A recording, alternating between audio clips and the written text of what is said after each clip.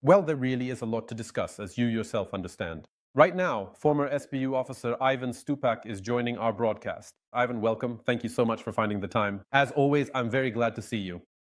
Hello there, it is truly a wonderful pleasure to be here with you today. Thank you so very much for extending this kind invitation to me. We've basically been talking since the very first day of the full-scale invasion. And we talked a lot about whether the start of a third world war in the world was even possible, and so on. Now, there are explosions in many countries. Tell me, please, in your opinion, can this be called the beginning of World War III, or is it something else? I'm also very interested in your opinion about Russia.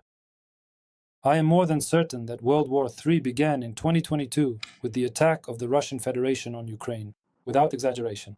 Yes, some may disagree with me. People who are more specifically and thoroughly engaged in science who believe that World War III does not fit this definition, but listen, there are so many countries that are actively participating in this war. Russia attacked Ukraine, North Korea is directly helping it, Iran is helping it, and Western European countries and the USA are helping us defend ourselves. So to say that this is just a local, some kind of small border conflict, no one would dare to call it that.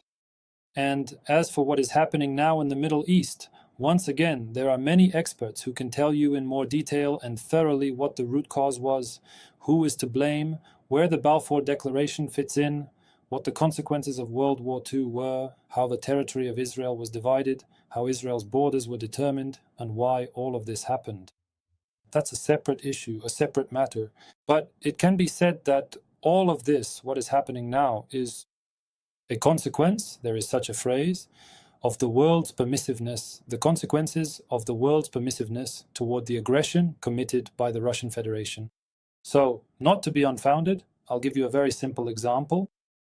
On February 24th, 2026, a vote takes place at the UN on a resolution condemning the Russian Federation, supporting Ukraine, Ukraine's territorial integrity, and so on.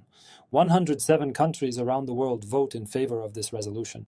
Yes, these are just words, we understand that perfectly well, but sometimes words mean a great deal.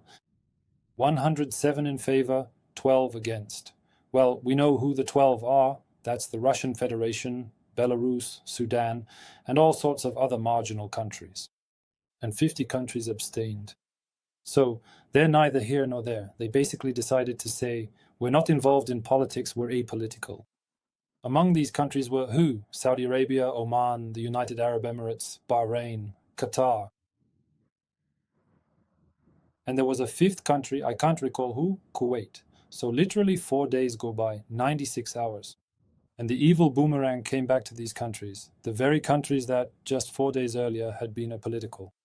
Today they are at the epicenter of evil, only from the other side. Yes, and you put it very clearly. 4 days have passed. Let's sum this up. Let's fix it, as people like to say nowadays. And those countries that were not involved here, have now felt for themselves what is really happening because of the processes started by the Russian Federation. Ivan, a question for you. Today, the British Prime Minister Starmer made some loud statements. He says that Ukraine needs to join the fight against the Iranian regime. It is said that regarding assistance in the Persian Gulf from the Ukrainian armed forces in order to shoot down Iranian drones. In general, how could this war, which is now taking place outside of Ukraine from a military standpoint, affect us, each one of us? Well, you could say, Ukraine, close the skies over the Middle East. Again, Ukraine will not take part directly in combat operations on the territory of the Middle East. We have our own war going on. We can't spread ourselves too thin. Ukraine is in a unique position to provide assistance by offering training programs for the soldiers and air defense personnel of Middle Eastern countries. Facing these threats, specifically teaching them exactly how to counter Iranian drones. Because we are the first country in the world, the first country in history to experience mass drone attacks from the Russian Federation, which unfortunately discovered and provided this technology. The Islamic Republic of Iran, the Iranians handed over, gifted, or sold them to the Russians, and we became the first to experience all the consequences ourselves of this weapon. Starting with several dozen drones per week, we have now reached an annual figure of 55,000 drones. Yes, there were periods when, let's say, we were having some fun and shooting down Iranian Shaheds, Russian Jarans, using very advanced Patriot systems. but we quickly realized that there were few missiles and many drones, so we needed to reduce costs. It was Ukraine that became the pioneer in making countermeasures more affordable for shooting down drones of the Russian Federation involves mobile fire teams, micro drones, and small missiles. VTOL is called vertical takeoff. Landing, well, actually, without landing, it already reaches a high speed of 250 to 300 kilometers per hour, catches up with the drone, and destroys it. And most importantly, these are the radars, sensors, detectors, and devices that allow us to identify drones as they approach and determine their direction. So, in theory, Ukraine will be the one to do this. The president said that we will teach our friends, not yet allies, but friends from the Middle East, how to counter such a threat. Yes, we are not counting on Saudi Arabia, the Emirates, Qatar, or Bahrain to rush to help Ukraine after this war, simply to thank us for such support.